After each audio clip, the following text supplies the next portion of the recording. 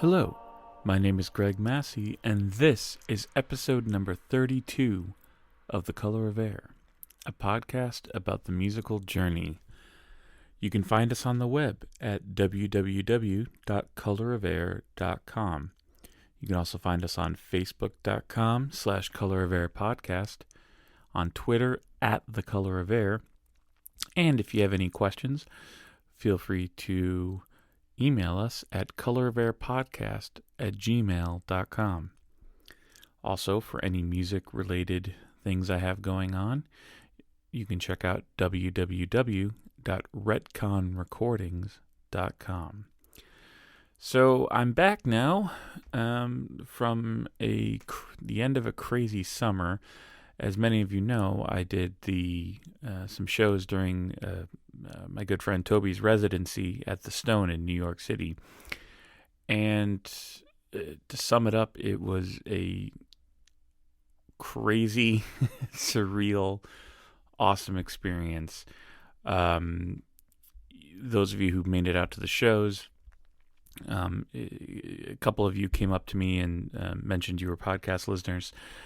Thank you. You made the shows really special and awesome. I did 2 shows with Reunited Maudlin of the Well. I did 1 show with Keodot playing the Choirs of the Eye album, and then we did a show with our friend Nick Hudson, who is on an earlier episode of this podcast as well. And all the shows are well attended, and we got really great responses. I didn't lose my mind, which I was kind of worried about, just because the amount of rehearsal time we were going to have to do to get this stuff off the ground was pretty intensive. But in the end, it was very well. It was just a really good time. I was there for over a week, sleeping on couches and floors and rehearsing with no air conditioning and kind of roughing it a little bit, but it was all worth it. So thank you again to everybody who came out. So next order of business, I've got 3 upcoming performances at the Metal Thursday Halloween Spectacular, Thursday, Friday, and Saturday, October 31st, November 1st, and November 2nd, I believe, are the dates. I could be wrong on those, but the last 3 days of that week, the Thursday, Friday, and Saturday of that week, I'll be performing in 3 different bands on the Thursday and Friday night shows. I'll be playing some Danzig, a little bit of Dio, and a little bit of Painkiller era Judas Priest. So if you're in the neighborhood, please come on down. Also, my band Concilium will be playing in Boston, Massachusetts on November 12th. I forget what day of the week that is, but we are opening up for Castle, and also playing that show is other Color of Air alumni, Second Grave. So again, if you're in the area, come on down. We'd love to see you.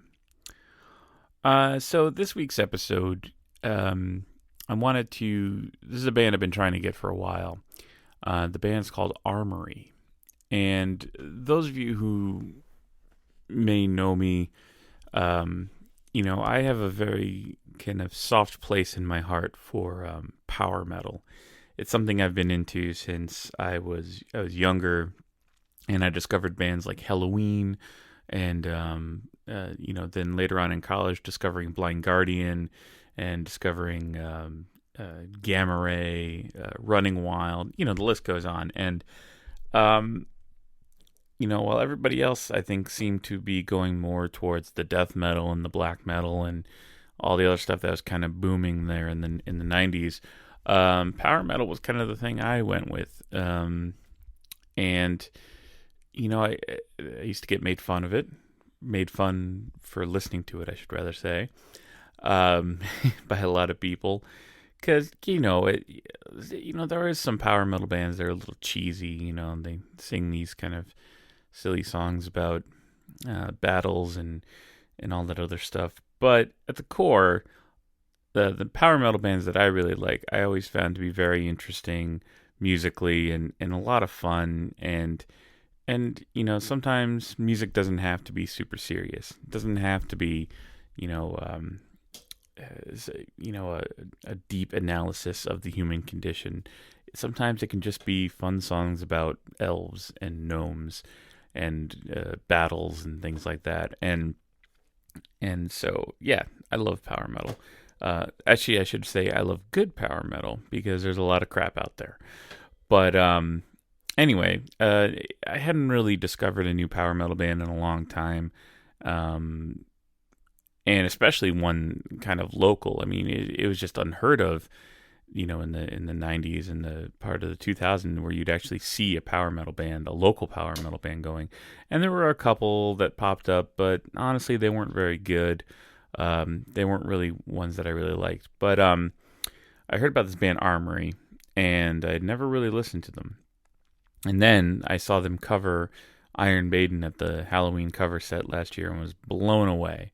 So I immediately went out and I bought their album, their most recent album, Empyrean Realms. And honestly, it was one of the best power metal albums I've ever heard. Not even just one of the best local bands I've ever heard. I mean, one of the best power metal albums I have ever heard. I mean, I rank it right up there with some of the good Blind Guardian stuff, with Halloween, with anything that any of those really kind of classic power metal albums, I would put this with them. So I immediately wanted to get them on the podcast, and it took a little bit of scheduling, which always seems to happen. But finally, right before I left for New York, I was able to get Joe, the guitar player from Armory, on the phone.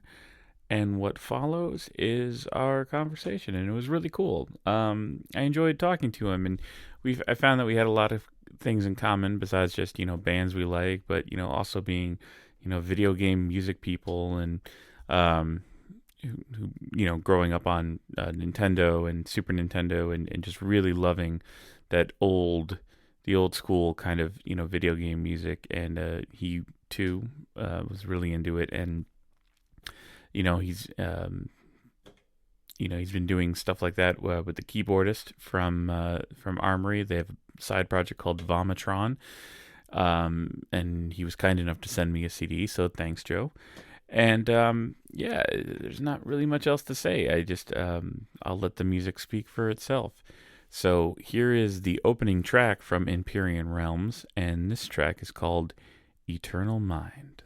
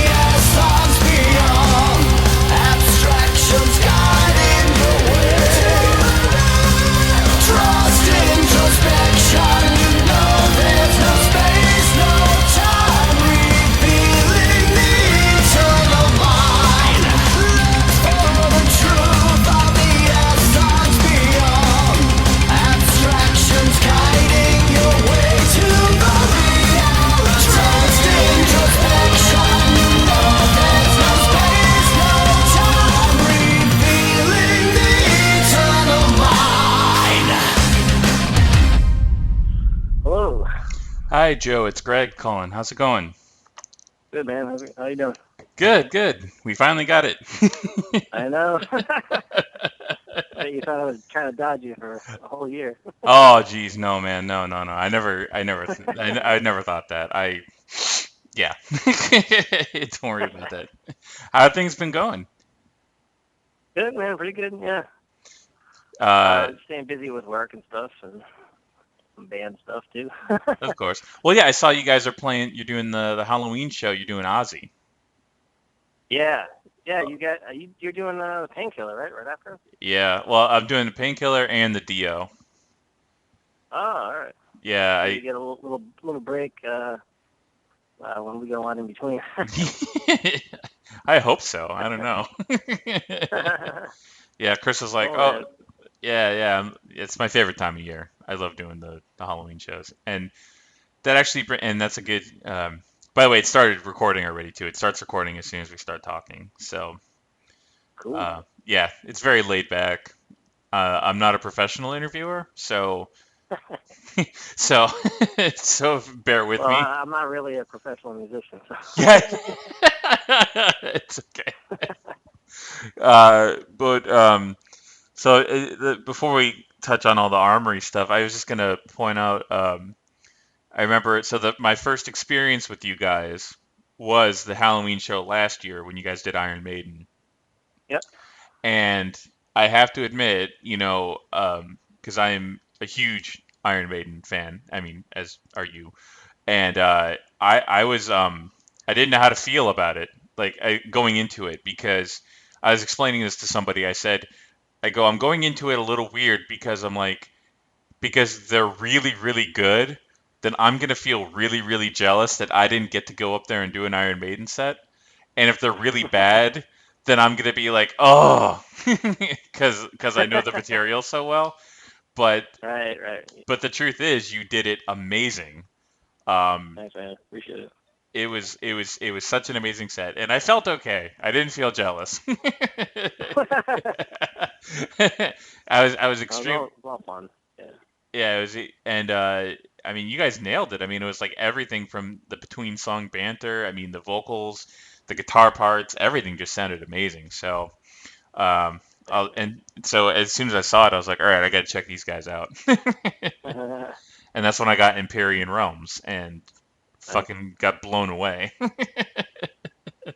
So, um, yeah. So how did the whole Armory thing start? Because I don't know much about your history. So when did you guys get together? Uh, this is way back in summer of 2001, actually. Um, I guess it essentially started with me and the other guitarist in the band, Chad. Okay. Uh, we both friends for a couple years in high school together.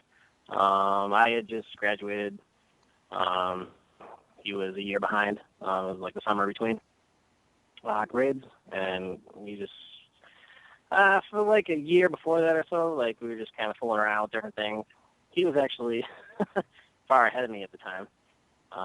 Still is, but um, with kind of doing some other band things too, like kind of not huge serious, but we got together. I guess Armory's pretty much born like he had a music program, Cubase.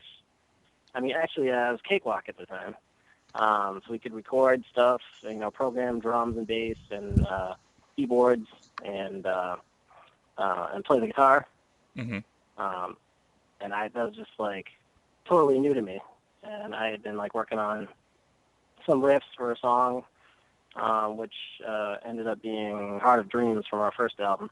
So I just like hung over his house like that day, and it's like, yeah, like record what you got, like, 'cause I had some ideas for saying melodies over chords, but I never heard it all together because I couldn't record it. Right. Yeah. So I went over there and I don't know, like a couple hours, we like put down some of the riffs, programmed some quick drums and bass and keys, and like it was like, wow, this sounds freaking awesome.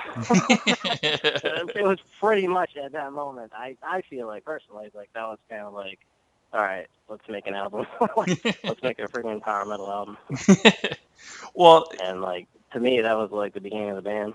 oh, cool. Well, see, now this is an interesting point to me because, um, I was a huge, well, I mean, still am, but I remember, when I first kind of started getting into a lot of the European power metal bands or whatever in the late 90s, Yep. and it just took a while, I mean, I remember having to, order all the CDs through import because the distribution wasn't very good at that point, and Yep.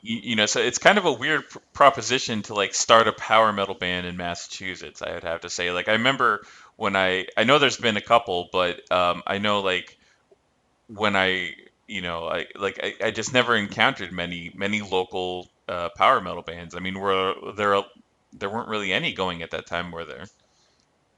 Not that I was aware of. I But mean, I guess Ravage was probably started around that same yeah, time too, but um, I feel like they're even a little more like kind of traditional heavy metal. I feel like that's true. No, I can until see what power you're. metal is supposed to.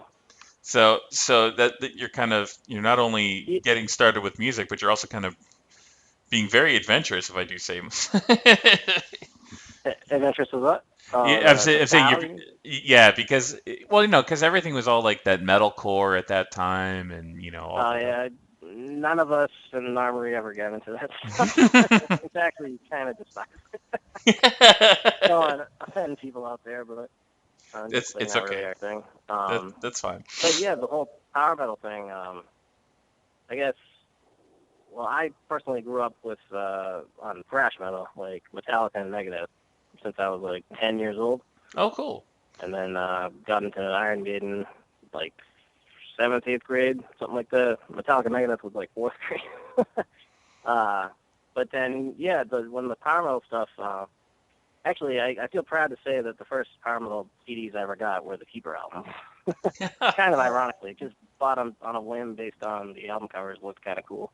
Oh, dude, it was the same thing That with was me too. Same thing for that was like me. the late night, maybe 97, 98, something like that. Yeah, And then actually got like we were totally like uh, into like Rhapsody's first two albums when they came out. yeah. Like pretty Yes. much got him in the Yes. 90s. Got Glory to the Brave actually before Legacy of Kings even came out. I remember like when Legacy of Kings came out, we bought it like I think my brother ended up buying it. But it was like the first like few days it came out.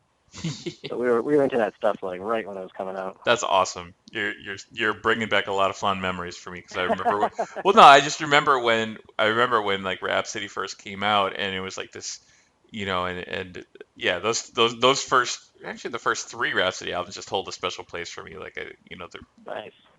yeah, I think that's kind of the reason why. Like, I guess I should also say, but part of why I was very interested in you guys too is when I actually heard the album and I was just like, this is one I compliment people a lot on the podcast. Just get used to it. But it's all I do.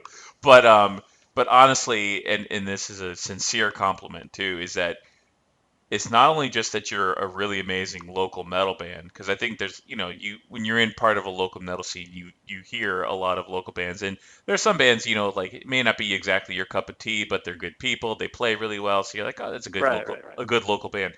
But no joke, your album is one of the best power metal albums I've heard in a long time. And I really appreciate that, man. yeah, yeah. Humbled. Yeah. Okay, cool. Well, but yeah, but I mean that sincerely because I got to admit, like, power metal stuff got kind of boring to me. Like newer stuff, not like there are certain bands I always loved, like Blind Guardian, Halloween, like you said. Yeah, But then like some of the other stuff I never really got into a lot of it. I loved Rhapsody. I loved but like Stradivarius kind of every now and again they put out a good song, but like there was never yeah. really. I always felt like some of these bands never had really consistent releases, or like Yeah. especially like I mean even Rhapsody I love them so much, but like there are some songs I just can't stand by them. But like when they hit it, when they do that song that's like yes, and I think that's why I kind of was really amazed by your album because I felt like Empyrean Realms was kind of the most recent one at least was like almost kind of like I can listen to it from start to finish, and there's not a bad song on that album. And and I think that's really a testament, and to what you Thank guys you. do. But okay, enough of the compliments. But Yeah. Let's hear some criticism. yeah. Let's get. I got a real Fire 'em problem. away. I got a real problem with you guys. No, I'm just joking. Um, well, one thing though. So yeah, you were saying that. So when you guys you and Chad got together, and you were starting the work on it on the computer stuff. Um, Yep. you actually bring up a good point because so the one thing the other thing that I think from a technical standpoint is that I think the production on your albums is really really good. It's like really crisp, really professional sounding stuff. Now, do you do most of the production at home? Because it sounds like you've been working on it for 15 years. So uh, so you got to get good at it. literally, it was 11 years, a little over 11. Oh, okay. Like the first riff that ended up on the album was the intro riff, the West of the Fleece on the Mhm. last track. I wrote that in 2002.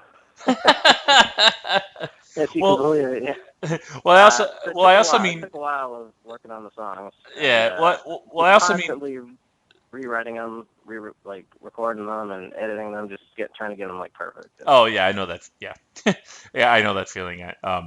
But I was even, but I was even talking about your first album too. I thought Oh, that yep. for a debut album, I mean I mean it like I was really impressed by the production. Why I think you guys like you have a good production system going, and so I was kind of I, curious about that. yeah, I mean, I guess I'm pretty proud to say we pretty much just about everything in the band we kind of like do ourselves. hmm So even the production.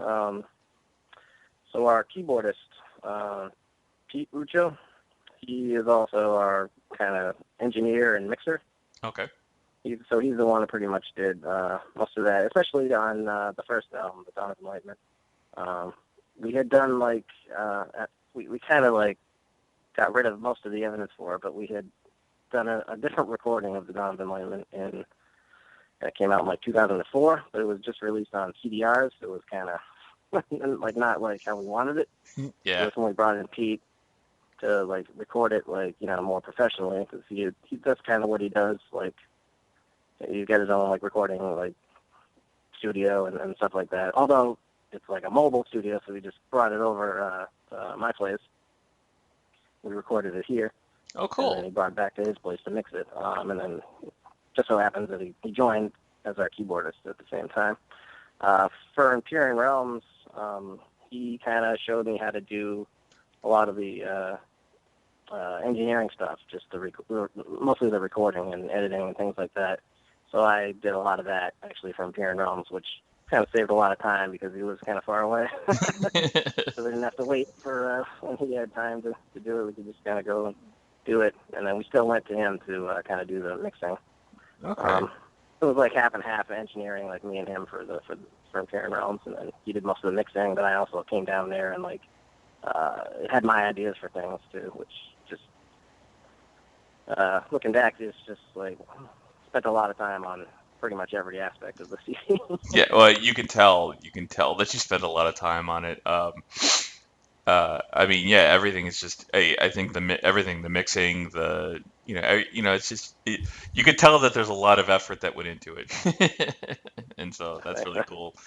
Um, now, did you do? Now, is it? If you record at home, I mean, were all the guitar? Was anything mic'd, or was it just? Did you just use kind of like amp simulators for the guitars and things Yeah, like that? so I am not a hugely versed technical guy, actually, but I'll try to explain in layman's terms for myself, because that's all I can muster. But for Dawn of Enlightenment, we actually, I think we mic'd the guitars and the Oh, bass, cool. Okay. so we just used that sound, basically. Um, and then the difference with Imperial Realms is we recorded the guitars direct into the computer and then reamped them. Oh, okay, yeah, yep. later. So we kind of did a combination. I think Pete might have reamped them on his own, like, and then for the rhythm, and then I think we reamped the solos. It was kind of a mix. Oh, cool. But the drums, Pete's got like, I don't know what it is, like 18 microphones or something like that we put around my drum set to record that. Oh, And then cool. we replaced the sounds of a lot of the drums. I know it might sound almost programmed at some points, but it's all played. I believe it. And then vocals, yeah, everything's pretty much here in the Six Star Studios, Oh, cool. That's really awesome.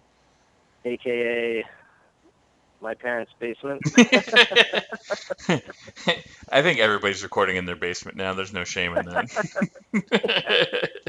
There's no shame at all.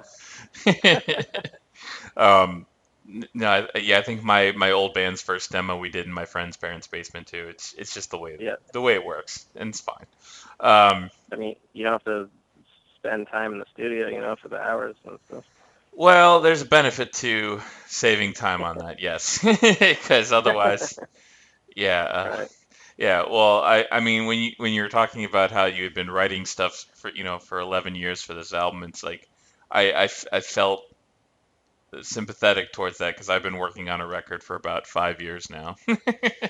Right. And the one before that took 6 years. So, I'm not Wow. I'm not doing very well myself here with time.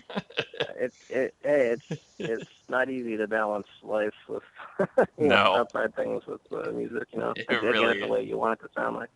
exactly it really does. Yeah.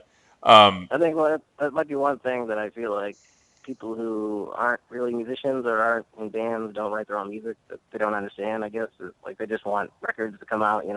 Come out with a Mhm. new record every year, every 2 years, whatever. But like they don't understand. Like it just doesn't come out thin air. Yeah. It's like a lot of work put into it. Yeah. Exactly. Well, yeah.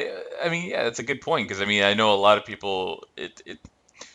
I guess, and I'm not going to go on to a huge tangent here about downloading and everything like that, but it's like yeah, it's like when somebody is like puts a price tag on a song and says, okay, this song like for iTunes, this song is worth 99 cents, and it's just like okay, yeah, maybe in the as a commodity it's worth 99 cents, but I can probably run the analytics on how much money I spent making this thing and divide it into that I one know. yeah, that one It's song, and that one song probably cost me a couple $1,000. So I know. And years of your life. exactly, yeah, exactly, yeah. It's years of your life, emotional turmoil, you know, getting like going through like 10 different takes and not being able to get something right and throwing your guitar against the wall, or Oh yeah. Yeah. you you know the deal, you know the drill. Oh Um, yeah. um, cool. So I know this is going to be kind of it's kind of a dumb question, um, but it's a nice, easy segue question. So, what you talk about the power metal stuff. Yeah. Now, what else kind of influenced you guys? Because I also kind of hear I almost kind of hear a video game music influence too. Would that be accurate? Absolutely, man. Right on. I'm Okay. glad you picked up on that. So for the writing aspect, it's pretty much always been myself and Chad, the other guitarist, who wrote just about everything as far as the music Okay. for both albums. Like we both write not just the guitars, but like all the drums and the bass and the keyboards and everything like that. So it's mostly our influences, I guess. For my side, I mean, people act surprised that I would say I enjoy video game music, from like original Nintendo and like Super Nintendo stuff like that. Like, I enjoy that just as much as heavy metal. Dude, you're not you're speaking my language. So yeah. Awesome. So Yeah. definitely influenced by that stuff. Um, I mean, I kind of wish it even showed like more in our songwriting, but who knows? Maybe in the future it'll be even more that direction. Yeah, yeah. But definitely influenced by video game music. Things like Mega Man, Castlevania, Contra, stuff like that. Oh, yeah, yeah. Now, were you a fan? Did you ever uh, uh one soundtrack I love a lot is Castlevania Symphony of the Night. Do you Um, have you heard that one's for PlayStation 1? I haven't actually heard that one yet. I gotta check Okay. that one out. Oh yeah, yeah. Oh man, please do. It's awesome. I'm familiar with the first three, and then the Super Castlevania. Oh yeah, well yeah, those are amazing too. Yeah, the first one for PlayStation, it's like one of the few video game soundtracks I bought and listen to on my iPod all the time. Nice. I definitely gotta check that one out. Yeah. I mean, I get excited like going on YouTube and finding video game soundtracks from games from like the 80s that I like never played, and then discovering them and being like, oh my god, I can't believe I never heard this before. So Yeah. I almost like get more excited about that like than like newer even heavy metal CDs. I can relate to that. That's cool. What would you say are like some of your top soundtracks, your top video game soundtracks? Oh man. I know there's All a right. lot. So Batman, uh, Contra, Uh-huh. Castlevania 3, Mega Man 2, Final Fantasy Mystic Quest, Mm-hmm. Super Nintendo. That's such a metal soundtrack. Man, there's so many. Life Force. Yep. Okay. Cool. You've got Gradius 3 for Super Nintendo. Yep. Man, there's too many. Like Street Fighter 2 is awesome. Yeah. Yeah. The Zelda games, pretty much all the early Final Fantasy stuff. Oh, cool. Mega Man 3. I mean, I could go on. Yeah, I know. Pretty much every one of these games. TMNT 2, the arcade game. Oh, okay. Yeah. Well, that's cool. And then Actually, I wasn't even sure if you were aware of Vomitron. Vomitron? Have you heard? Yeah, have you heard? No, I don't think I have. Wow. All right. So, okay, you're probably familiar with video game cover bands. Yep. Like Power Glove or something. Yep. Mm-hmm. Okay, so Vomitron is a video game cover band, and it's just our keyboardist, Pete.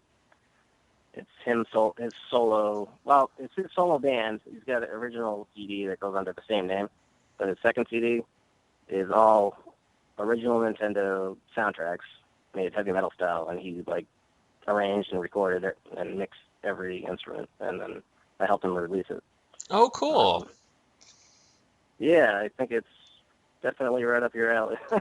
I'm looking it up right as we're talking. Yeah, the album's called No Nest for the Wicked. Okay.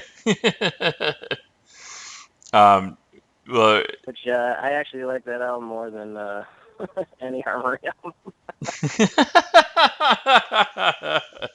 And I'm not ashamed to say it. That's all right, man.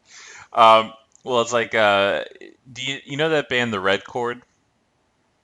The Red Chord? Yeah. Have you ever heard of them? No, I haven't heard of them. They're like this kind of death metal band from the area. Well, I interviewed the guitar player from that, Mike, and he has a project called Unraveler, and what he did there is he basically it's all music. He wrote it home on an 8-bit plugin for his computer. And he just wrote the music and he put it through this 8-bit thing, so it sounds like early Nintendo. And then he puts they're programmed drums, but they're metal drum, like heavy metal drum beats to it. So it's all just like it's like a Nintendo soundtrack with heavy metal drums, if that makes any sense. But it's really amazing. So they have an album out there too, which I recommend, which probably might actually be up your alley too. Unraveler, you said? Yeah, Unraveler. I'll send you the link afterwards. But yeah, All right. Okay. they're amazing, and it's like yeah, it's just really fun like music and stuff like that. But cool. Yeah, I'll All right. definitely check out Vomitron.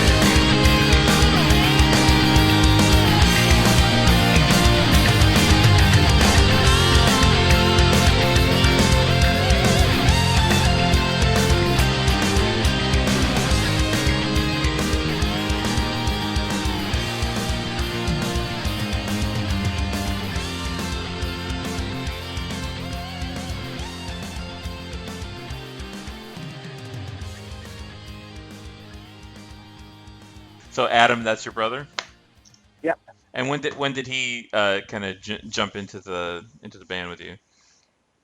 All right. So it was like summertime when we kind of formed the band, and Chad and I were kind of writing everything, like all the instruments.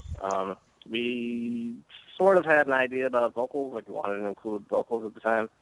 Um, we were kind of just understanding like the whole idea of like vocal melodies at the time too, like Mm-hmm. developing those. I guess it was a few months maybe. I can't even remember what happened first, but it was kind of around the same time that our other friend from high school, Tom Preziosi, joined on bass. Oh, cool. And about the same time, my brother joined as the vocalist. You know, no prior experience kind of with other bands or anything. Like, I mean, pretty much most of us like never really had a music lesson, anything like that. So it's kind of cool that it all like worked out with like just a bunch of friends in high school, and then my brother can actually sing. Yeah. Wants to join the band, and he's actually good. It was kind of pretty cool. Yeah. So that was like maybe fall kind of time. And it wasn't for a few years that Pete joined on keyboards. Before we just kept like program keyboards. Yep. And then for drums, I actually I played the drums. I've actually played the drums on like all our CDs. Oh, cool. So we got a different drummer, who's another mutual friend from high school, to play drums for live. Okay. So we can have two guitars live. Pretty much was the idea. No, yeah, that's cool. All right, that's good. Cool to know that you did all the drums and all the. Yeah, I mean, well, I think this has kind of been a common thread with a lot of people I've interviewed for the podcast. Is I think like, a lot of people are just at this point where it's just a lot of people just doing it all themselves. Like because you guys self-release all your music too, correct? Yep. I mean, pretty much. Most of it was me, actually, with releasing. I guess that kind of is like reaching out to reviewers, distributors, places like that, and then selling stuff online, like our merchandise, like creating an online store and packaging and shipping it. I mean, I pretty much did just about all that. Yep. So I figured, like, to make it a little more professional, just slap a name on what I do. That's the Mediterranean music. Oh, label. yeah, I do that too. Slapped on the CD. So it's that one and then the Vomitron CD. Those are the two that cool. kind of under that label. Yeah, I do that. Yeah, it's pretty much self-released. Yeah. Well, I know I do that too with my music too. Like, yeah. Yeah, you just give it a name and hope for the best. And so I guess so. Dawn of Enlightenment came out that came out in 2009? Is that? Well, like the original recording of it, that was just a CDR that actually did make its way through CD Baby onto like iTunes and places like that.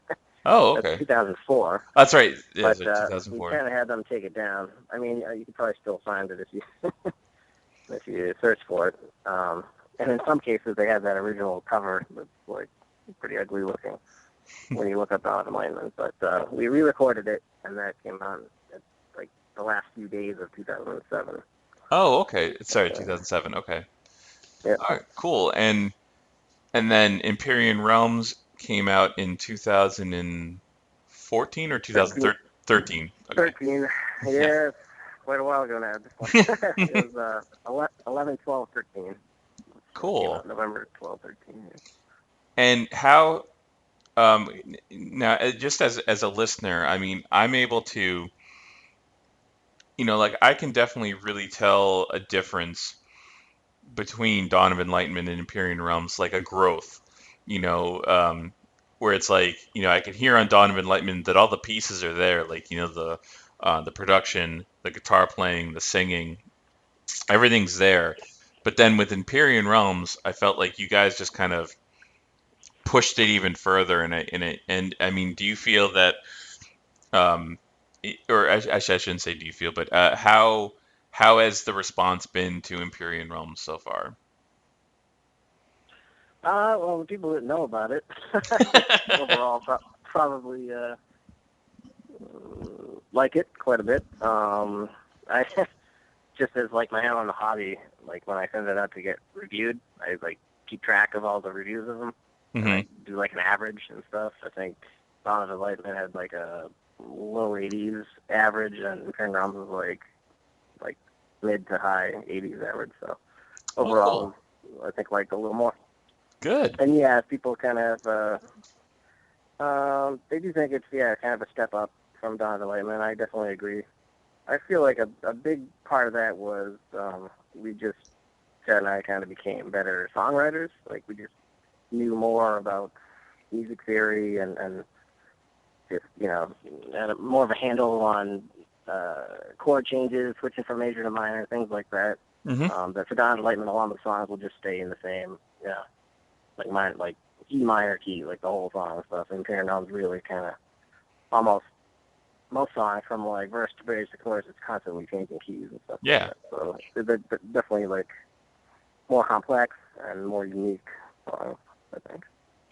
Yeah, no, you can definitely tell that. You could tell there's a maturity, a growth in the songwriting, but that's just gonna be natural. I mean, as you're writing, I guess it's kind of silly because I mean, every musician thinks that the most recent album they did is oh, this is my best yet, and and it's great, and you get really excited, but then you want to challenge yourself to move on to something new afterwards. So.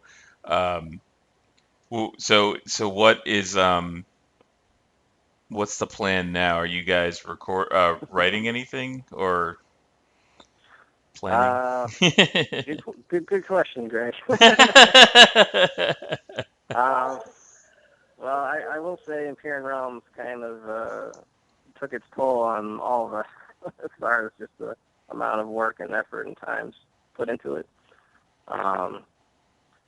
So there's not really a timetable at this point, but some songs, like I've been working on a song actually the last few days. Things are kind of, ideas are flowing, like things are getting recorded and developing into songs, but there's not really a clear idea, I guess, at this point. The overall album, what it's going to be like, kind of. Okay. Or any time timetable. I know, I understand that too. But as far as the style, I mean, like I've been working on a song that, to be honest, I'm not even 100% sure it's even like it would be an Armory song. Almost. It's a little bit different. It's almost I don't know if you heard the band The Magnificents. No. Singer of Circus Maximus. Oh, okay, yeah, I know them. Yep. But it's kind of like 80s style, like melodic rock.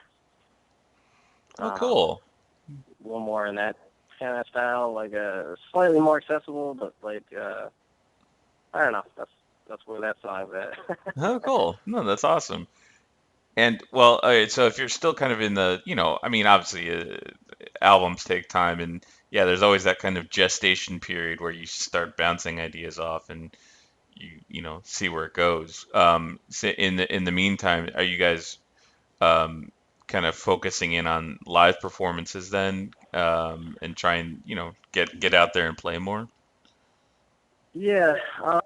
So playing live has been kind of definitely taking its toll as well. kind of a hassle. I guess the overall word for playing live has been frustration for just everything involved with it. I mean, we've been trying hard to get on kind of bigger shows. Like, I mean, I feel like it'd be ideal to jump on like to open for like a power metal band that's passing by in the area, something like that. Kind of like with the hybrid show that we're going to do. It's like glad we got on that. There's been opportunities here and there with mini tours and stuff, and to be honest, it's really hard to coordinate everyone in the band to kind of take extended time off to do those types of things, just because everyone pretty much at this point has like a full-time job and stuff like that. Yep. And in some cases, some people are in multiple bands, so they almost spend more time in those. I mean, it's fine. That's I mean, we're always looking to play like a decent show. I guess we've never really been one of those bands that goes out of their way to play every show imaginable. You know what I mean? Like, well, I think that kind of describes. I feel like most bands kind of around this area. Yeah. They're always willing to play, a show here and there every weekend that they can. And that's fine. They love doing that. That's totally fine. I just always felt like, I don't know, just would rather play fewer shows almost that were like more meaningful. Yeah, I know what you mean. Especially because it's easier to get everyone together to like actually do that. Man, this has been a depressing question. Sorry, man. I'm sorry. Well, well, Uh, let me turn it around and say that yeah, the gigs that the last gig that I saw of you guys when you guys played with Mind Maze and Amatis, and oh yeah, yeah, that yeah. was, That was I mean, fun. that was a really well attended show. And you guys were tremendous live. I mean, you were Oh, like thanks. super on point. I thanks, man. I will say that was our worst show we've ever played. It started off bad. I mean, we've been lucky. We've never really had like any major technical issues that we at shows before, and hmm both myself and Chad, both our guitars, like the boosts wouldn't work, like the pedals wouldn't work, so like that kind of threw us off at the beginning. Like we weren't able to play as many songs as we wanted. And it was kind of in a pissy mood, like 'cause, like we couldn't boost for solos and things like that. Uh, yeah, I mean, it wasn't like a horrible show or anything like that, but I felt like we definitely played better ones. Yeah. Well, I was blown away. I thought it was a really good show, and I was like Thanks, man. incredibly happy. Um, because I remember I was sitting in the crowd with my friend, and we were, and I think we just kind of were like in awe of because like we're so used to you hear like a band who's got like a really kind of a dynamic kind of singer, kind of like what Adam does, there's always this kind of expectation live. It's like, well, are they going to be able to hit all the high notes? Are they gonna, you never know what someone's gonna be like live, and we were just blown away that Adam's vocals were like, it was like listening to the record. I mean, it was just like Thanks, everything, man. every melody was on point. And we were just like, this dude. Nice. He'll like to hear it. He'll enjoy hearing that. Yeah. Yeah, because I don't know, there's something about his voice. It reminds me of like, I hear like a little bit of Tobias Sammet in his voice a little Yeah. bit, in Yep. certain Definitely. parts.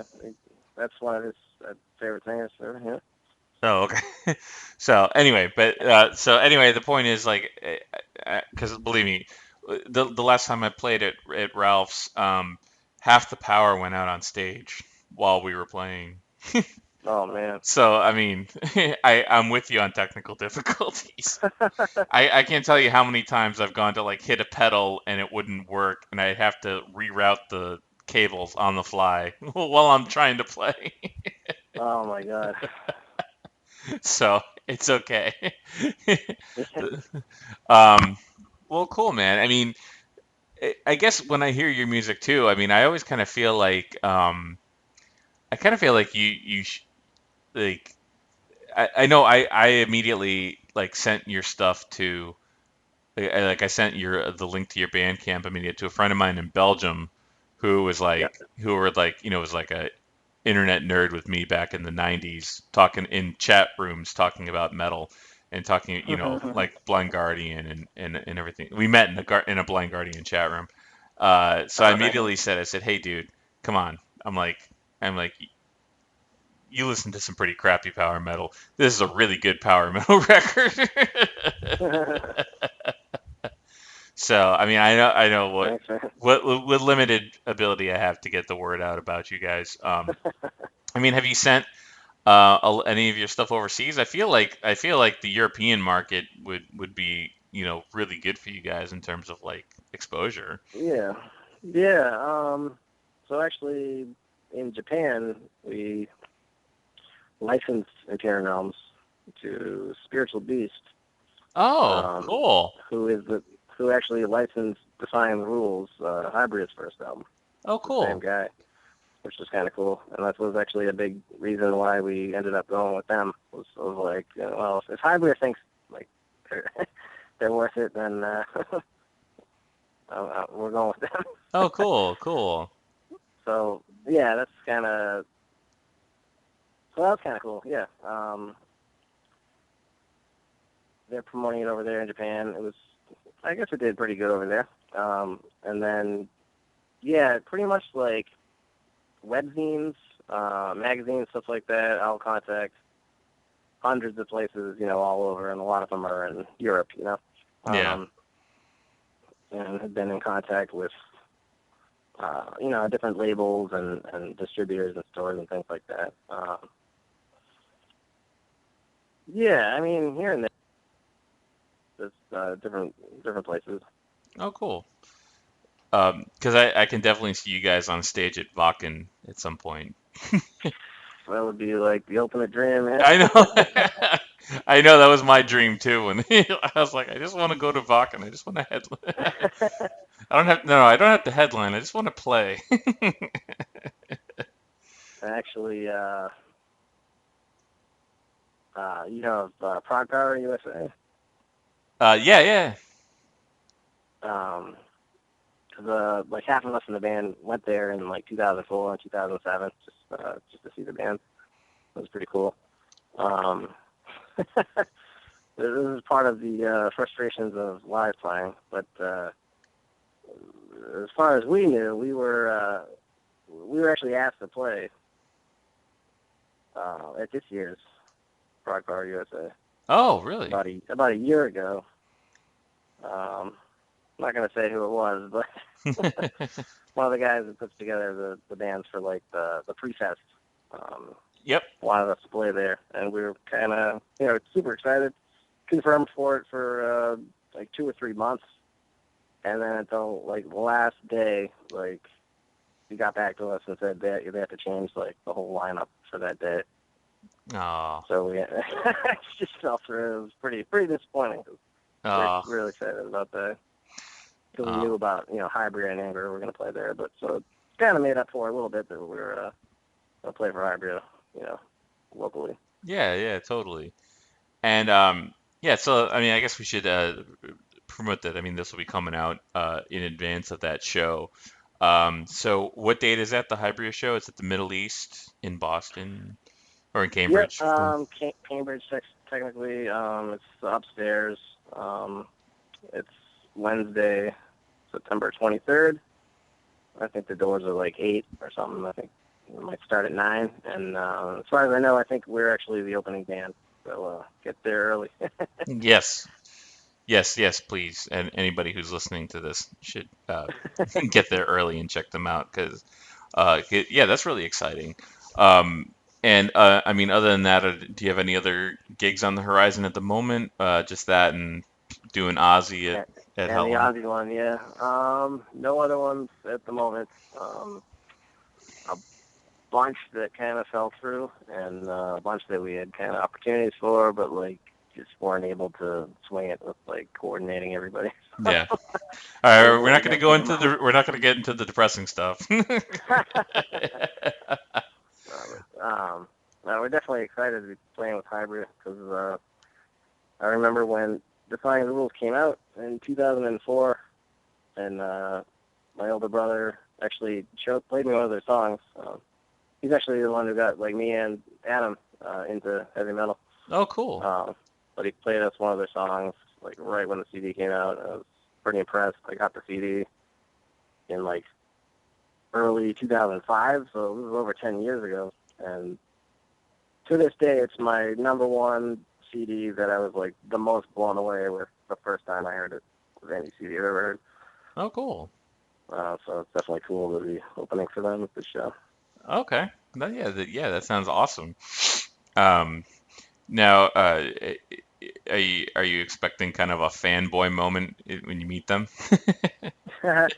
uh, yeah, I mean, I'm starting like little kids, like, Yeah. I I Um, I I said, did talk to one of the guitarists. Uh, yeah, Diego Casper. He's actually not in the band anymore, but it was back in like almost 10 years ago, oh, okay. 5 to 10 years ago. I talked with him briefly online. I don't remember messaging somehow or email. Just said how much I liked them and actually showed them Armory stuff. But at the time, we only had the original demo recording of the Dawn of Enlightenment, but he still actually listened to it and made comments about it. So it was kind of cool. Yeah, yeah, that's awesome. That's cool. Um, well, cool, man. I mean, thank you for taking the time to do this. Yeah, You thank you, know, man, for the interest. I well, really appreciate it.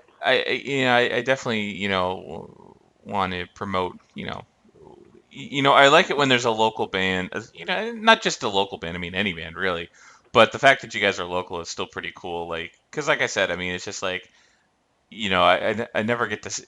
It's kind of a new thing for me to like see like a local power metal band. Like I don't go out to a lot of shows anyway, um, but just like in the late '90s when I was in college and I was going to shows and it was always like hardcore. It's like even if I wanted to go see like a thrash metal band, like if I wanted to see Overkill, it's like, well, you have to sit through like the hardcore bands playing, and Yeah. it's like, and so yeah, it's like I never got to see like that kind of stuff. It wasn't until like I saw Manowar at in Worcester or whatever, and then Rhapsody came, and Blind Guardian obviously. So it's cool to see a Probably lot. at all those shows. What was that? I was probably at just about all those shows. Yeah, probably. Yeah, Yeah, they're good. I feel like it's always a tough go of it. I feel like in America, it's always a tough go if you're either going to do power metal or like one of the symphonic metal bands. I just think it's always like a tough go of it. It's hard to. definitely. I mean, And we never got into the hardcore stuff, metalcore. We were just never influenced by that. I mean, we were always just influenced by the stuff that we liked, that we Yeah. got at the record store or we found out online. Thoughts that like didn't make a difference where the music was from. It just so happened that most of the bands we liked were from a different country. You know what I mean? Yeah. Yeah, and well, yeah. That's the stuff we like. That's the stuff we wanted to play. No, yeah, exactly. And I mean, I know that feeling. And but you guys are doing a great job. I love the album, and anybody who's listening to this should go buy Empyrean Realms and Dawn of Enlightenment right now and support a good local independent band. And yeah, I really hope you know nothing but good luck for you in the future. Thanks, Greg. Appreciate And it. yeah, and then we'll see you at Halloween. Yeah, man. Looking forward to that. All We'll right, be in touch. cool. All right, well, Thanks a lot. all right. Have a good night, Joe. Thanks again.